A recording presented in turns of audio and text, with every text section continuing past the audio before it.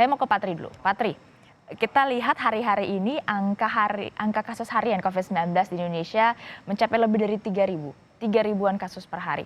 Anda melihat ini sudah berarti memasuki fase kritis atau seperti apa?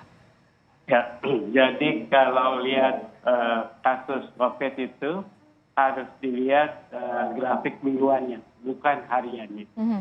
Jadi kalau grafik mingguan COVID-19 itu, kita lihat puncak tertingginya kapan, baik itu di provinsi atau nasional. Kalau grafik mingguan di provinsi atau kabupaten itu terjadi pada bulan tertentu itu, nah kemudian grafik mingguan sekarang harus diamati. Kalau grafik mingguan sekarang sudah melebihi dari grafik mingguan tertinggi sebelumnya, maka itu sudah terjadi wabah lagi di tingkat kabupaten atau di tingkat provinsi begitu. Nah, apalagi di tingkat nasional begitu. Jadi kalau dilihat grafik mingguan ini Jakarta hampir terlampaui ya. Jadi Jakarta itu grafik mingguannya tertinggi pada bulan April atau akhir April. Kemudian grafik sekarang hampir menyentuh grafik tertinggi. Jadi pada saat itulah harusnya kita melakukan PSBB yang ketat, begitu Mbak. Oke, jadi yang Anda pantau dari kasus COVID-19 di Indonesia ini, Anda melihat grafiknya dari permingguan itu seperti apa? Apa yang bisa dikatakan dari situasi saat ini? Jadi masa inkubasi COVID-19 itu 3 sampai 7 hari begitu. Jadi kalau lihat per hari itu nggak fair karena masa inkubasi tercepat adalah 3 hari. Kalau dilihat mingguan maka itu akan pas dengan penyakit COVID-nya, maka kenaikan mingguan itu akan menggambarkan kenaikan kasus COVID sesuai waktu inkubasinya. Nah, oleh karena itu ya harus dilihat seperti itu. Jadi jangan dilihat harian. Kalau dilihat harian akan salah baca. Begitu, Mbak. Kalau Anda melihat selama 6 bulan, kita tarik lebih jauh, 6 bulan ini sudah ada pandemi COVID-19 di Indonesia. Anda melihat perjalanannya selama 6 bulan ini seperti apa kebijakan-kebijakan pemerintah dalam penanganan COVID-19 sendiri, Patri? Ya, jadi menurut saya tesnya masih kurang banyak begitu. Tujuan tes adalah untuk mendeteksi kasus COVID-19 sebanyak-banyaknya, kemudian diisolasi. Nah, isolasi kasus mandiri ini menurut saya belum pas. Kalau orang di rumahnya tidak cocok atau tidak sesuai dengan SOP penularan COVID-19 itu, jangan diisolasi di rumah begitu. Jadi sediakan fasilitas pemerintah seperti Jakarta sekarang, sediakan fasilitas pemerintah untuk dipaksa untuk dengan peraturan atau undang-undang dia harus diisolasi di fasilitas pemerintah. Yang ketiga adalah karantina suspek juga belum dilakukan dengan baik. Yang keempat adalah PSBB. PSBB itu berantakan sekali. Jadi menurut saya PSBB yang dilakukan Jakarta, PSBB transisi itu bukan PSBB karena PSBB adalah pembatasan sosial. Jadi pembatasan sosial harus benar-benar melakukan pembatasan sosial seperti jam malam atau PSBB ketat di apakah itu tingkat RW atau kelurahan atau kecamatan. Jadi tapi harus dilakukan pembatasan sosial yang benar-benar. Kalau ke daerah itu dilakukan PSBB nggak ada tawar-menawar, tidak ada pelonggaran sosial di daerah itu begitu. Nah, itu yang menyebabkan seluruh Indonesia menjadi gagal, apalagi Jawa Timur. Oke, kita bahas satu persatu berarti, Patri. Tadi terkait dengan uji tes swab. Nah, Satgas Pak Doni Monardo pernah mengatakan bahwa ingin harga tes swab ini harganya bisa lebih diringankan. Apakah Anda merasa ini adalah langkah yang tepat atau seperti apa? Jadi saya kasih contoh, India itu bisa mentes atau mendeteksi kasus 70 ribuan sehari.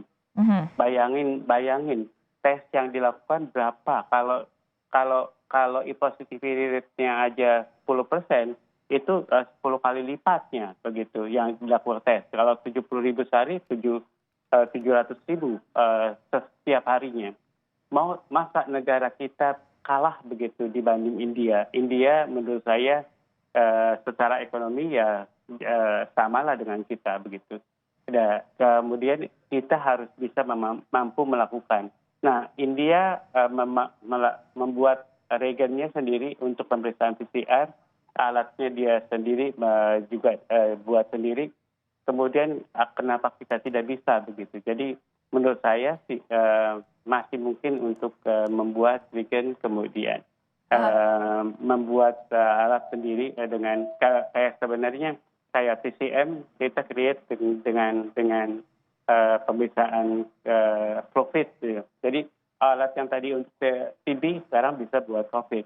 Tapi kemauan kita untuk membangun lab level 2 yang di semua kabupaten nggak tercapai, Mbak. Berarti Anda melihat harga tes swab ini mungkin untuk diturunkan, ditekan? Iya, mungkin kalau kita mencoba membuat sendiri. Karena di India aja mungkin kok. Jadi kenapa tidak mungkin di Indonesia begitu? Kalau mengatakan mungkin, mungkin. Kira-kira begitu. Bisa Anda gambarkan kepada kami mungkin secara gambaran umum ya, yang dengan bahasa yang mungkin lebih gampang dipahami oleh masyarakat awam. Seperti apa sih perjalanan untuk tes swab ini sehingga harganya bisa sangat tinggi, Pak Tri? Ya, jadi tes swab ini harus dilakukan di lab yang BSL 2, ya. Jadi itu level tertinggi ada BSL 3, begitu. Biosafety level 3, begitu. Nah, kalau kita COVID itu hanya cukup level 2. Yang pertama. Yang kedua itu harus diangkut swabnya dengan regen transportasi begitu. Jadi transportasi kita juga beli. Kemudian untuk pemeriksaan PCR-nya kita juga perlu regen untuk membacanya. Itu kita masih beli. Jadi karena beli semua, alatnya juga kita beli, maka jadi mahal begitu. Semuanya harus dihitung dengan harga pajak di pasar umum begitu, Mbak. Oke, dan itu mungkin dilakukan untuk menekan harga karena asal ada kemampuan kita untuk bisa membuat sendiri alatnya begitu ya, kira-kira ya Pak ya? Nah, oke, berbicara soal seperti judul kita ya, ini 6 bulan perjalanan penanganan pandemi COVID-19 di Indonesia. Anda mengatakan yang harus dilihat adalah data per minggu. Satgas Penanganan COVID-19 mengungkapkan ada kenaikan untuk data per minggu 32,9%. Anda melihat apa yang harus dilakukan dengan adanya kenaikan seperti ini saat ini? Ya, jadi Satgas atau provinsi atau kabupaten benar-benar melihat kenaikan seminggu. Jadi per minggu ya. Kemudian semua Satgas, baik itu tingkat kabupaten atau tingkat provinsi atau nasional, kemudian memantau kalau ada peningkatan signifikan akan melampaui puncak kasus pada sebelumnya yang kita katakan puncak tertinggi, itu juga harus distandarisasi jumlah spesimennya, dikalikan ke positivity rate-nya. Maka, jadi kayak Jakarta begitu, itu bulan April 14%, kemudian sekarang itu menyentuh 10%. Jadi ini harus hati-hati begitu. Kalau kan 14% dekat dengan 10%. Nah, seminggu ya, per minggu. Kemudian ini kasusnya akan melampaui jumlah yang sesungguhnya. Walaupun di Jakarta spesimen yang diperiksa pada waktu April itu masih kecil, kemudian waktu sekarang jauh lebih banyak. Nah, itu harus distandarisasi. Jumlah spesimen dikalikan positivity rate yang sama pada waktunya. Jadi pada waktu April dikalikan jumlah yang sama spesimennya. Kalau itu puncaknya hampir terlampaui, ya buru-buru dilakukan PSBB begitu. Nah, di Kota Bogor itu begitu. Selama puncak tertingginya akan terlampaui, kemudian dilakukan PSBB sekarang dan bahkan diadakan jam malam. Jadi ini akan lebih tepat dilihat jika per daerah begitu, Pak Tri ingin mengatakan? Iya, betul.